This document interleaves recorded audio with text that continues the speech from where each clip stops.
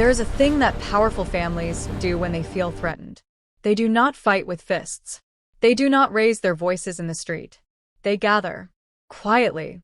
They sit in circles and speak in low voices, and they decide, together, that the threatening thing must go away. This is what the Asani family did when word reached the elders that Abena was in the compound. By morning, there were 8 of them in the main hall. Uncles, cousins, a family lawyer who had driven up from Kumasi. All of them sitting in their fine cloth, fans in hand, faces unsmiling. And Abena walked in to meet them alone. 16 years old, a small bag on her shoulder. No family beside her. No lawyer of her own. Just the truth. And the truth, they say, does not need company. Let me tell you about the people in that room. There was Uncle Kwame, Kofi's older brother. A big man, a businessman from Kumasi, who smelled of cologne and spoke in that confident way of men who are used to being obeyed. He was the one who had called the gathering. He sat in the center chair like he was presiding over court. There was Cousin Agnes, a woman of perhaps 35, Nana Yas's favorite grandchild. Agnes had known about Abena her whole life. She had kept the secret like one keeps a valuable thing, carefully, privately, with great personal investment. There was the family lawyer, a thin man named Mr. Donkor, who kept adjusting his glasses and looking at a manila folder. And then, standing in the doorway, looking pale and confused and frightened, was Kofi Asani himself. He had returned from Accra the evening before, earlier than expected. Auntie Efua had told him everything. He had not slept. When Abena entered and their eyes met for the first time, Kofi Asani made a sound. Not words, just a sound. Low, broken, like something inside him giving way. He sat down heavily in a chair against the wall. He did not join his brother in the center. He did not sit with the elders. He sat alone, apart, like a man who had already been tried and found guilty in his own heart. Uncle Kwame spoke first. "You are welcome in this compound," he said, in the smooth tone of a man who does not mean what he says. "But let us be clear about why you are here and what you expect to gain from this visit." Abena looked at him steadily. "I expect nothing material from this family," she said. "I am here because I have a right to know who I am, and because my mother deserves an acknowledgement of what was done to her." Cousin Agnes cleared her throat. "Your mother made choices." "My mother was left at a hospital bed," Abena said, her voice still calm. "That is not a choice she made. That is something that was done to her."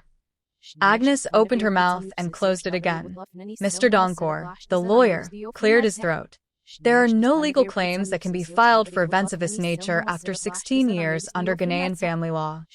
"I did not come here to file a legal claim," Abena said. Silence. She looked around the room slowly, at each face, the way a teacher looks at a class before beginning a lesson. "I came here so that this family knows that I am real, that I exist, and that whatever story you told yourselves about me is over." Uncle Kwame smiled. It was not a kind smile. He leaned forward in his chair and said quietly, "Little girl, you have no idea how deeply this family is rooted in this region. You have no idea who you are dealing with. I am asking you kindly, go back to Nsalm. Let sleeping things sleep." After that meeting, the pressure began. Auntie Efua had arranged for Abena to stay with a neighbor family for the 2 nights she planned to be in Asanakram. But by the second morning, the neighbor's husband came apologetically to say that they could no longer host her. He did not explain why. He did not have to. In the market, when Abena went to buy water and plantain chips, a woman who had been friendly the day before turned her back. A young man, one of Cousin Agnes's sons, followed her for half an hour at a distance, not speaking, just watching. Abena was not afraid. Or rather, she chose not to be afraid. There is a difference. She called Mamie Amma that evening from a phone shop. Mamie Amma listened carefully to everything. Then she said, "Abena, you remember what I always told you about the Baobab tree? That it looks dead in the dry season," Abena said. "But it is storing water inside its trunk, waiting." "You are the Baobab, my child," Mamie Amma said. "They cannot move you unless you allow it. And you're not allowing it. That night, Abena sat outside under the open sky and wrote everything down in her small notebook. Every name, every detail, everything Auntie Efua had told her, everything she had seen and heard. She wrote it all down carefully, because she had not come to a Santacrum with only her face and her words. She had come with a plan. The next morning, Abena walked back to the Asani compound. But this time, she was not alone. Walking beside her was a woman she had called the night before. A woman who had waited 16 years for this moment. Her mother, Adwoa. The compound went very quiet when they entered. Adwoa was 41 years old. She was a slender woman with a straight back and a face that still held the ghost of the young woman in the white dress from the photograph. She had driven through the night from Accra, arriving just before dawn, red-eyed from the long road but steady. She and Abena had found each other 3 weeks before the Asantacrum journey. After the hospital records, after the faded letter, Mamie Alma had finally made the call she should have made years ago.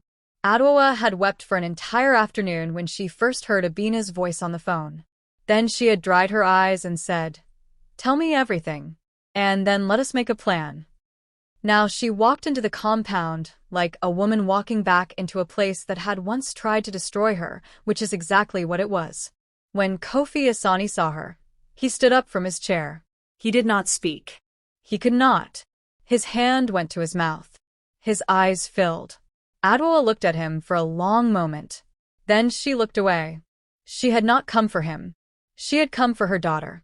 Uncle Kwame started to speak. Adwoa raised one hand, palm flat, and he stopped. "I did not come here to argue," she said. "I came here as this child's mother. And I brought documentation. Records from Koralbu, records from the family court in Accra, letters, everything." She placed a large envelope on the center table. "You have a choice," she said calmly. "This family can acknowledge Abena formally, today in front of these elders. Or I will take those documents and I will walk to every relevant authority, every community elder in this region, and I will tell the full story of what was done. Publicly. Completely. By name." The room was very still. In the corner, very quietly, Kofi Asani began to cry. It was Auntie Efua who spoke first. She stood up, a movement that was slow and deliberate, and she walked to the center of the room. She faced the elders, her own brother Kwame, cousin Agnes, all of them. "I am ashamed," she said. "I have been ashamed for 16 years. I said it was wrong when Mama did it. I am saying it again now. It was wrong. This child, Abena, she is our blood. She has our father's face. And we treated her like she did not exist." "Efua," Kwame started. "No," she turned to him sharply. "You called this meeting to frighten a child. A child, Kwame. What kind of people have we become?" The room was silent. Then something unexpected happened. Old Nana Ya appeared in the doorway of the hall. She had come out of her room, supported on one side by a young house girl. She moved slowly, but she moved. She made her way to the center of the room. She stood before Adwoa. She stood before Abena. And then Nana Ya, this proud, powerful, unbending woman, lowered herself slowly, painfully, to her knees. Gasps went around the room. "I am old," she said. Her voice shook, but she held her head up. "I am sick. I will go to God soon. And I will not go without saying this in front of my family." She looked at Adwoa. "I wronged you. I wronged this child. I was proud, and I was foolish, and what I did came from fear, not from wisdom. I ask your pardon." Adwoa did not move for a long time. She looked at the old woman kneeling before her. Her jaw was set. Her eyes were bright with held-back tears. Then she said quietly, "I will not carry hatred.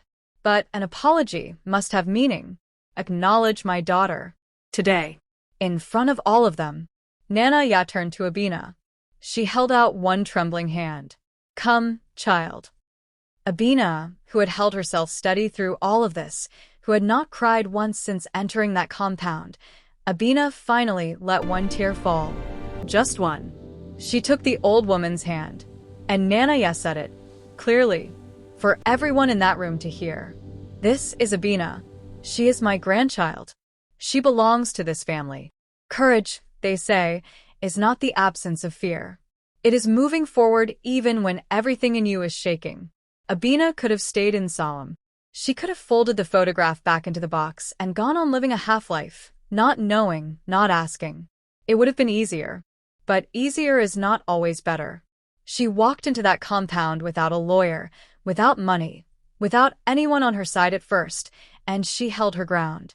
Not with anger, not with threats, with truth, with dignity, with the simple, unbreakable fact of who she was. This is the lesson the Baobab offers tonight. Your identity is not something anyone can take from you permanently. They can hide it. They can deny it. But if you have the courage to claim it, it will come back to you. Nana, Yah has spoken. The elders have heard. But saying the words is only the beginning. Abena still must decide. What does it mean to belong to this family? What does she want from her father, a man who chose silence? What about her life in Solemn, with the grandmother who raised her? And what about her rightful inheritance, the land, the name, the place in this family that should always have been hers? Some battles are fought in rooms. The final battle is fought in the open, in the village, under the sky, where everyone can see. Episode 4, Truth and Justice, is the final chapter of this story. And I promise you, the ending will make you smile. Stay close to the talking Baobab.